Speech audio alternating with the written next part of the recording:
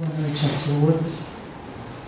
Sejam todos muito bem-vindos a essa casa espírita e que possamos juntos fazer a nossa reflexão da noite. A temática que nos foi confiada foi felicidade, um sentimento íntimo. Então vamos fazer algumas reflexões sobre a felicidade. Quem de nós já não buscou ser feliz? E todos nós, no livro Religião dos Espíritos, nós vamos trabalhar um texto sobre felicidade. Esta obra é oriunda de 91 reuniões públicas de estudo sobre o livro dos Espíritos. Então é Emmanuel, através de Francisco Cândido Xavier. Então, todos nós já procuramos a felicidade. Para aqueles de nós que estamos adoentados, a felicidade seria a cura. Para aqueles de nós que estamos desempregados, a felicidade seria o trabalho. E no texto também coloca para aqueles de nós que estamos em busca de um amor, a felicidade seria encontrar este amor.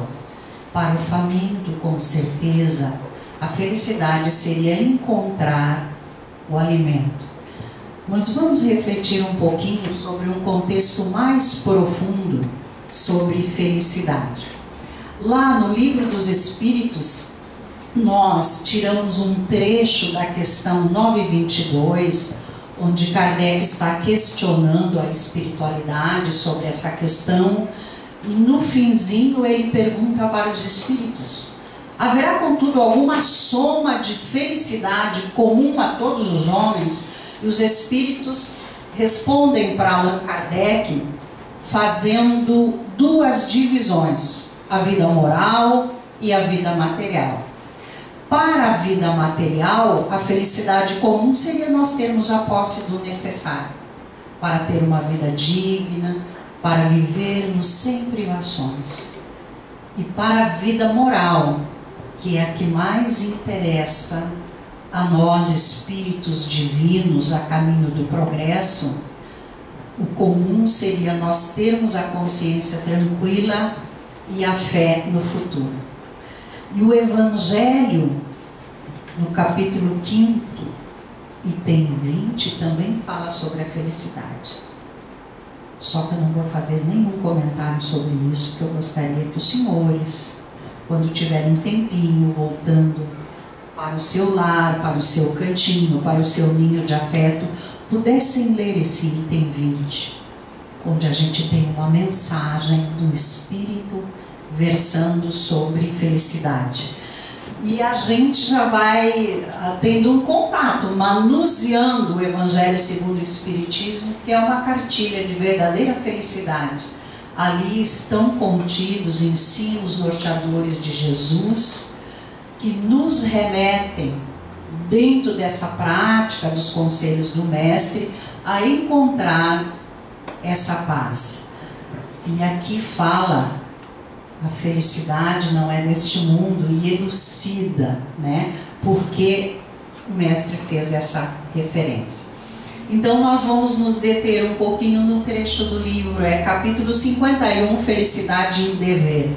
Esse texto surgiu da reunião pública em 13 de julho de 1959, na Comunhão Espírita em Uberaba, onde eles estudavam o Livro dos Espíritos.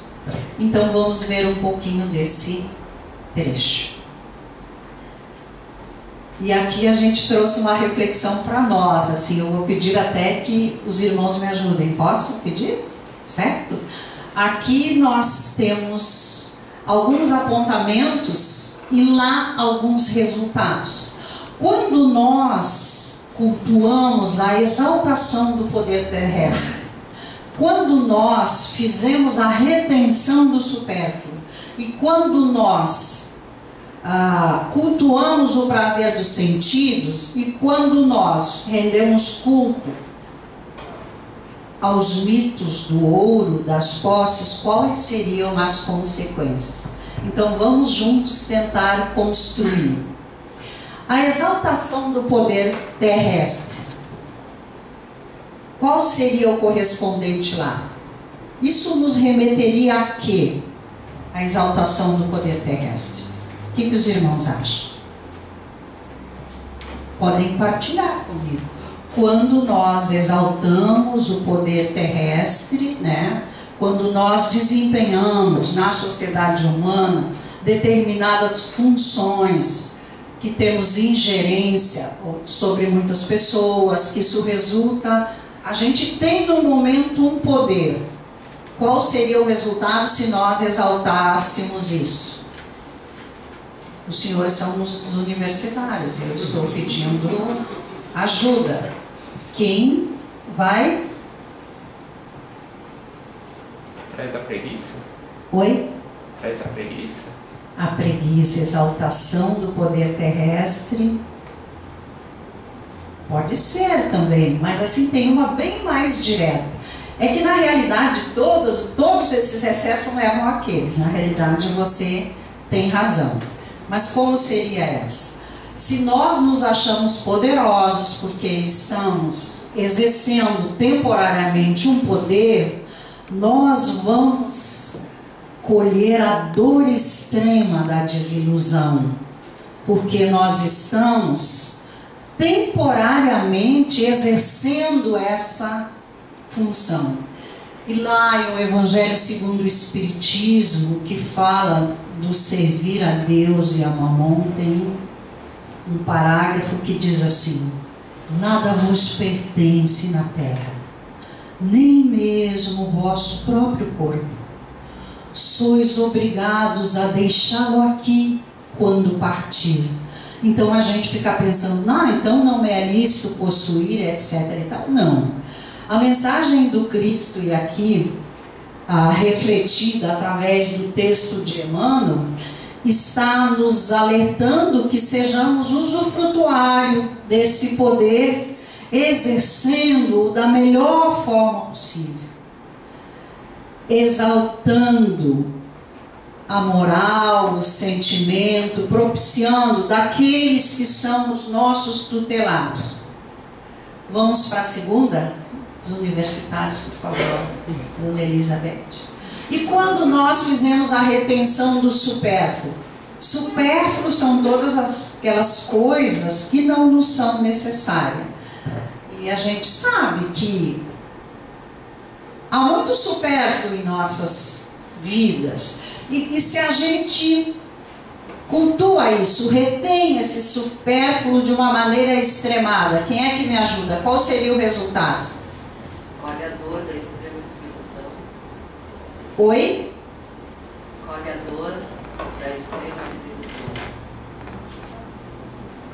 Também, isso remete a isso, também remete a isso. Na realidade, vocês, os universitários, todos têm razão, porque toda essa coluna aqui, reflete naquelas situações lá. E Emmanuel faz um comentário sobre a retenção do supérfluo. É claro que eu vou olhar na minha cola, que os senhores não têm, né?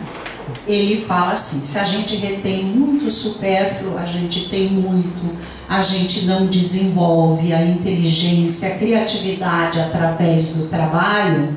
Então ele coloca que apodrece de tédio em câmaras de preguiça, né? Então, se nós não somos movidos pelo trabalho, pelo renovar, pelo descobrir, pelo buscar, certo? E o prazer dos sentidos?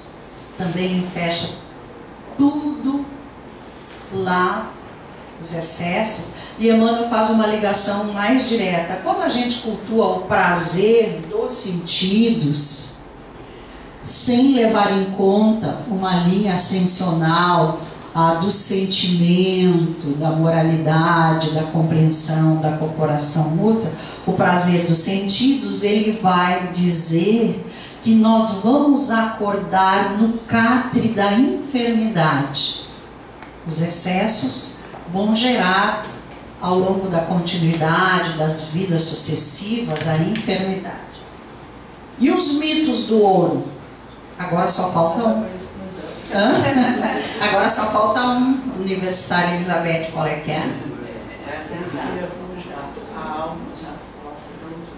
Oi? Enferruja a alma na fossa do ouvido. Isso. Se a gente cultua os mitos do ouro, enferruja a alma na fossa da usura. Bom, então, como nós não queremos ter uma alma, nós almas não queremos estar num estado de enferrujamento, como nós não queremos estar doentes, como nós não queremos estar desiludidos e como nós não queremos apodrecer no catre da preguiça, a gente está em busca desses aconselhamentos do Mestre a respeito da felicidade. E o texto lá do Religião dos Espíritos, e Emmanuel nos traz: não há felicidade, contudo, sem dever corretamente cumprido. E às vezes a gente fica se perguntando qual é o nosso dever, qual é a nossa missão. E lá em O Livro dos Espíritos diz que todos os espíritos têm missões a desempenhar, a cumprir, desde os mais adiantados até aqueles que estão começando nesses primórdios da escalada da evolução. E às vezes a gente deixa de cumprir porque a gente não sabe, é assim? E Kardec, sempre naquelas perguntas inteligentes, continuadas, paulatinas, crescentes, que ele faz à espiritualidade, até nos arrasa um pouco, porque ele pergunta: onde está escrita a lei de Deus? Os espíritos respondem que a lei de Deus está escrita na consciência. Então, independente da nossa etnia, da nossa religiosidade, da nossa posição social, a gente tem na nossa criação divina a lei divina. E vamos mais um pouquinho juntos. Na fé que te pede serviço. Então, além de crer, é preciso agir, é preciso fazer. Nós temos fé no poder divino. Ótimo, perfeito. Mas para que a combustão desta fé, ela se solidifique, ela aumente, há necessidade que a gente faça a nossa parte. Seja no contexto familiar, no contexto profissional, no contexto social, no voluntariado. Então há necessidade que a gente faça, que a gente obre. No serviço que te roga a compreensão. Então a fé nos pede uma ação, e para agir há necessidade que a gente desenvolva a compreensão. Porque o nosso lugar de ação é o mundo. E o mundo está recheado de almas como nós em diversos patamares evolutivos. Alguns têm uma visão, uma compreensão maior, outros têm uma compreensão menor. E o Evangelho nos diz, Bezerra nos aconselha, que aqueles de nós que sabemos mais, temos a obrigação de compreender, de aceitar, de orientar aqueles que não têm esse conhecimento que nós temos. E depois ele coloca que no ideal que te pede caráter, e no caráter que te roga firmeza. Se nós perguntarmos, cada um de nós tem um ideal de vida, metas a serem alcançadas. E o Evangelho do Cristo, através dessa lição de Emmanuel no livro Religião dos Espíritos, que foi colhida nessa reunião pública, nos diz que é preciso fazer com que esse ideal siga as linhas do caráter. E o caráter aqui não está relacionado com características, mas é de acordo com o que nos pede a lei, o que nos pede a vida, o que nos pede a lei divina, né? Porque há muitas formas de atingirmos os nossos ideais. E somos livres para fazer. Mas o ideal com Cristo, o ideal que promove, o ideal que nos engrandece, ele pede que nós tenhamos uma linha de caráter, né? Dentro do bem, da moral e do amor. E Emmanuel nos diz que o caráter nos roga firmeza, porque há muitos apelos no mundo. E por que Deus nos deixou nesse mundo de apelos tão fortes? E relembrando Francisco Cândido Xavier, quando ele nos coloca que nós estamos no lugar certo, vivendo o momento certo, com os familiares certos e com as situações mais adequadas para o nosso crescimento moral e espiritual. E vamos avançar mais um pouquinho no exemplo que te pede disciplina, na disciplina que te roga humildade, no lar que te pede renúncia, na renúncia que te roga perseverança. Então, há uma necessidade de exemplificar, certo? E para que a gente exemplifique essas lições do Cristo que a gente está aprendendo, se assenhorando, há necessidade que a gente construa uma metodologia de disciplina em nossas vidas. Das mais comuns, das mais simples, autoanálise dos nossos atos, momento para estudar a própria doutrina, estudar o Evangelho, momento para refletir sobre esses estudos. E a disciplina vai nos exigir humildade, porque parando para pensar, para estudar, nós vamos nos deparar conosco, espíritos, com situações muito distantes do Evangelho. E a necessidade que a gente tenha humildade para entender que ainda somos orgulhosos, nem todos, é claro, ainda somos vaidosos, ainda temos desequilíbrios, ainda somos apressados, etc. e tal. E depois volta no lar que te pede renúncia. Emmanuel Espírito coloca que o lar é reencontro de almas que já conviveram ao longo da estrada do progresso. Nem todas elas já conviveram, mas numa parcela muito grande já conviveram. E a família hoje se encontra para que possamos juntos, no seio familiar, seja numa tapera, numa mansão, seja à beira de estrada, abrigado embaixo de uma ponte, que a gente possa desenvolver a aproximação uns dos outros, o gostar uns dos outros, os respeitar, o respeito uns aos outros. E aqueles que ao longo das trajetórias das vidas sucessivas que nós já convivemos, para nós não é importante saber quantas, não é importante saber onde, não é importante fazer uma regressão do passado. As resistências gritam as necessidades onde o nosso sentimento precisa aprimorar. E ao longo dessa trajetória nós lesamos e nós fomos lesados. E nós trazemos muito dos lesados junto ao coração, como filhos, como afeto. E há necessidade que nós tenhamos paciência e muita renúncia para com eles. A mídia projeta imagens, por exemplo, todo mundo aqui já participou de um consórcio, de um casamento, de uma união, independente da religiosidade, seja civil, seja no religioso, ou a nossa própria união, né? Vamos lembrar dos nossos casamentos aí.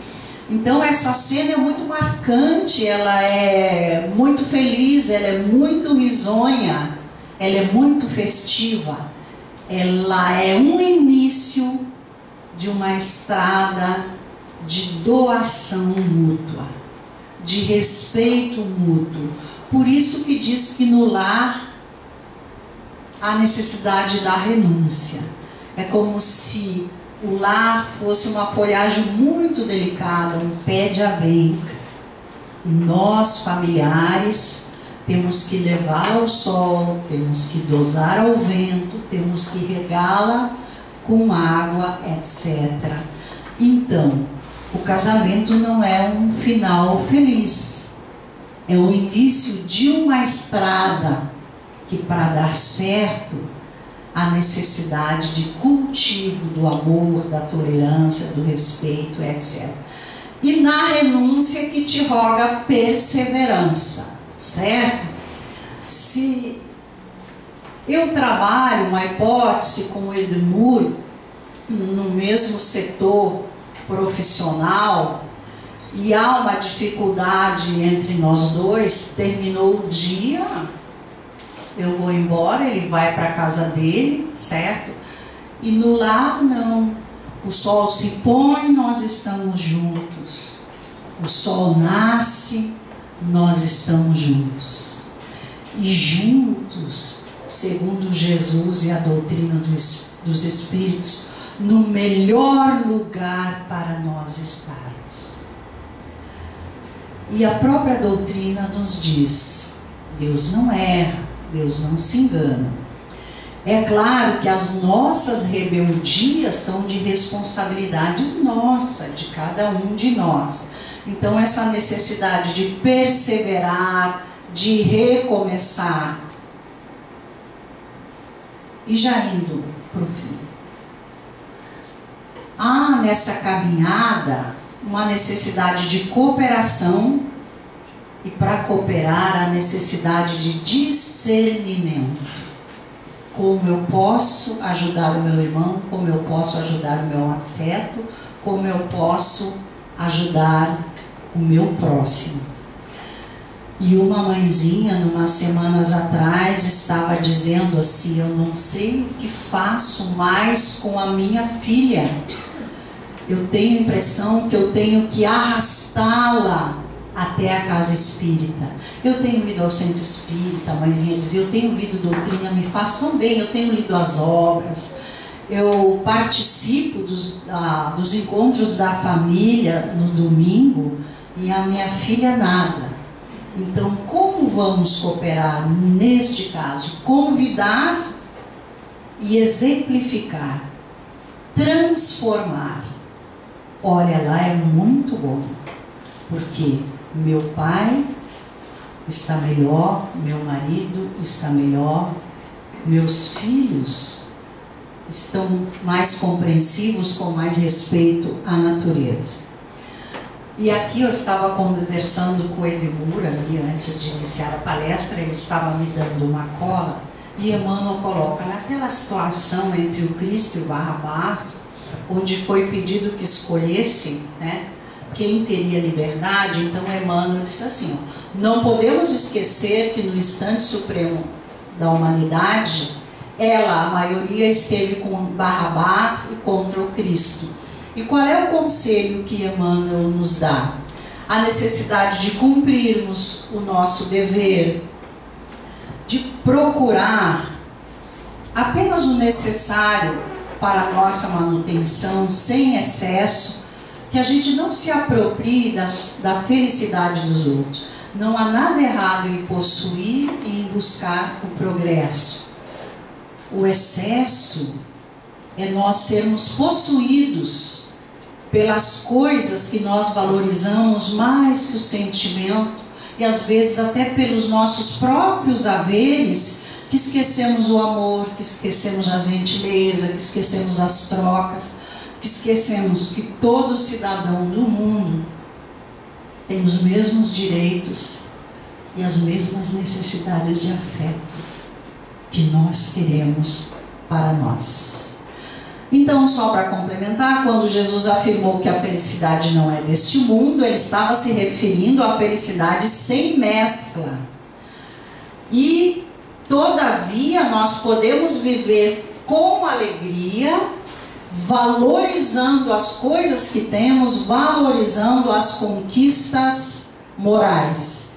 E muitas vezes no nosso anseio nós não temos todas as coisas, todos os afetos que nós gostaríamos para ser felizes.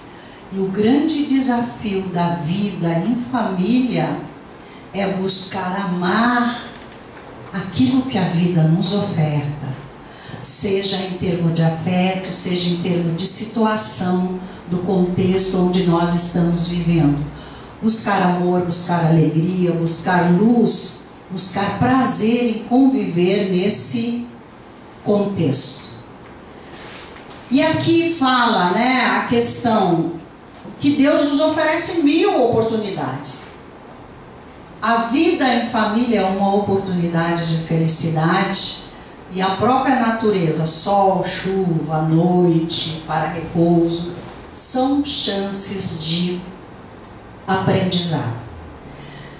E para fechar, um texto do Momento Espírita da Federação Espírita do Paraná, que foi publicado no jornal Caridade em maio de 1997 e está disponível no CD do Momento Espírita 3.